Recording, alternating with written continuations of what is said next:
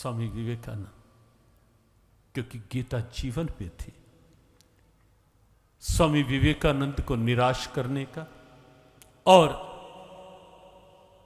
भारतीय अस्मिता को नीचा दिखाने का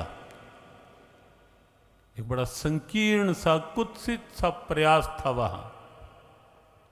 लेकिन जब स्वामी विवेकानंद की बोलने की बारी आई,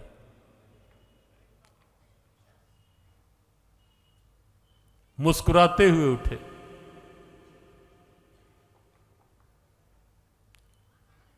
मुस्कुराते हुए आगे आए, बिल्कुल सहज स्थिति, कोई चेहरे पर निराशा नहीं, रंचक भी।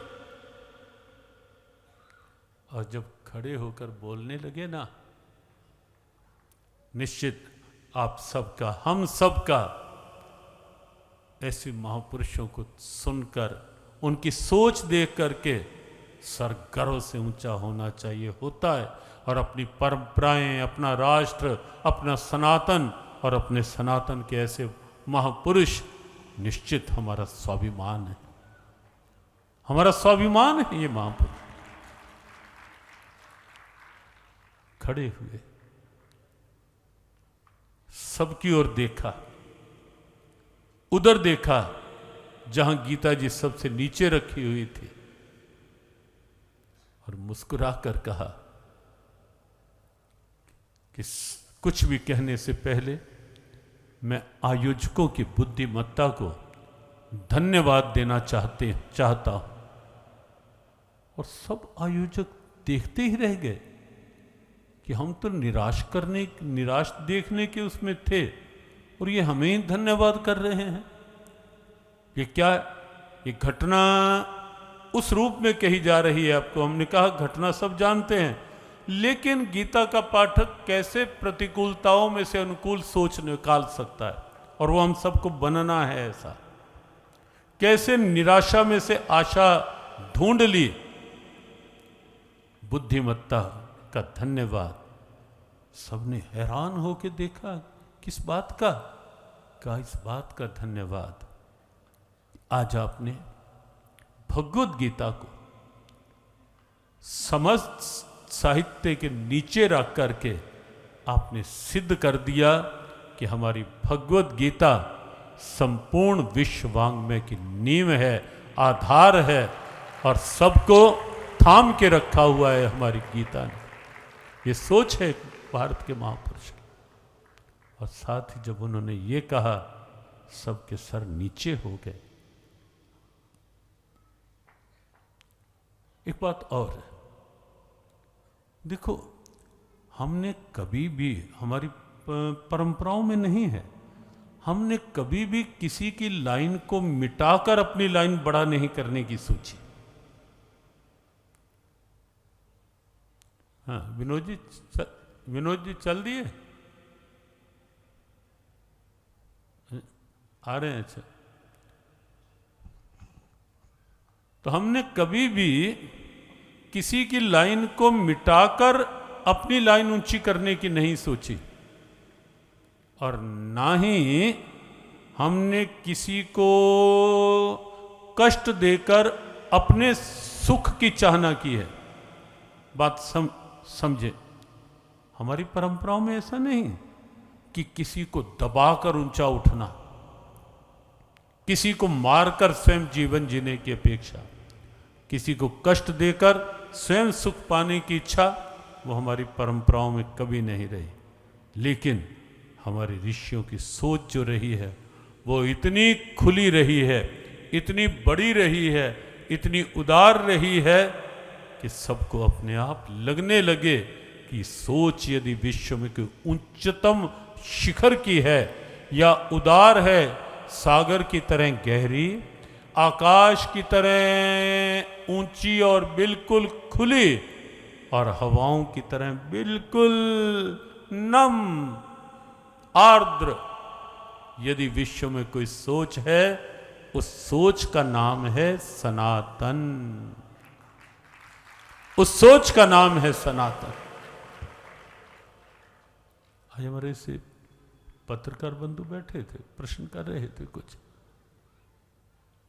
उसमें एक प्रश्न ये भी था, ये सनातन की बात, हिंदू राष्ट्र की बात, हिंदुत्व की बात, उससे आप कितना सहमत हैं? हमने कहा भी हम तो सनातन से अतिरिक्त और सहमति कहाँ है, हमारी सहमति तो सनातन से अलग हो ही कहाँ सकती है भाई। और हमारी सनातन सोच ऐसी तो है भी नहीं कि अगर मान लो हम ये कहते हैं कि सनातन का प्रभाव पूरे विश्व में बने और भगवत गीता का भाव प्रभाव पूरे विश्व तक पहुँचे, वो केवल इसलिए नहीं है कि हम विश्व में किसी को नीचा दिखा, हम तो भाई वो कहने वाले हैं कि तुम अपने धर्म में रहकर अपने रूप में अच्छा बनो, और क्यों किसी को दबाकर ऊंचा उठते हो। गीता पढ़ी होगी तो सबको लगेगा श्रेयान स्वधर्मो विगुणः परधर्मात् स्वनुष्ठिता, अपने अपनी जगह अच्छे बनो ना।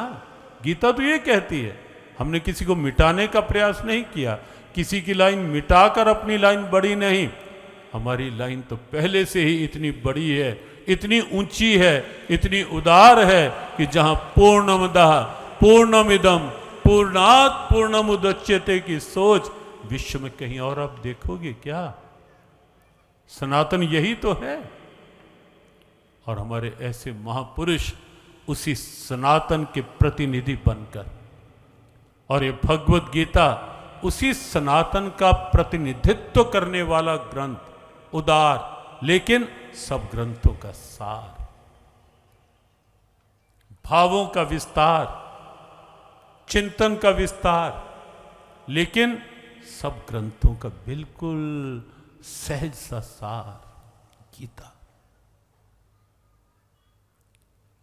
जहां केवल अपनी सोच के आधार पर दूसरों को सोचने के लिए विवश कर दिया जाए। और स्वामी विवेकानंद ने वो काम किया, सबके सर झुके जब स्वामी विवेकानंद जी ने ये कह दिया कि मान लो आपने जिस रूप में भी गीता जी को नीचे रखा, मान लो मैं अपनी भगवत गीता को नीचे से खींच लूं, निकाल लूं, तो बाकी सब की क्या स्थिति होगी? पूरी सभा स्तब्ध थी।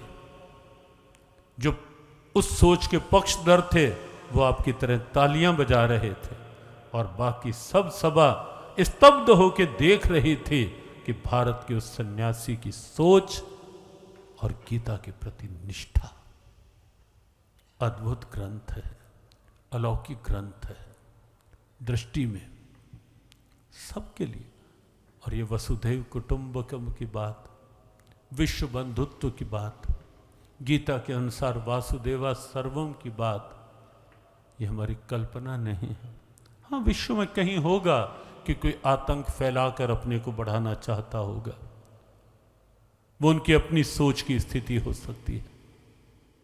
कोई मारकाट करके अपना भाव बढ़ाना चाहता होगा, वो उनकी अपनी स्थिति हो सकती है। कोई धर्मांतरण कर करके अपनी संख्या बढ़ाना चाहता होगा, वो उनकी अपनी स्थिति हो सकती है। लेकिन हमारी सनातन सोच वह दिव्यता है कि हमने कण कण में परमात्मा को देखा है।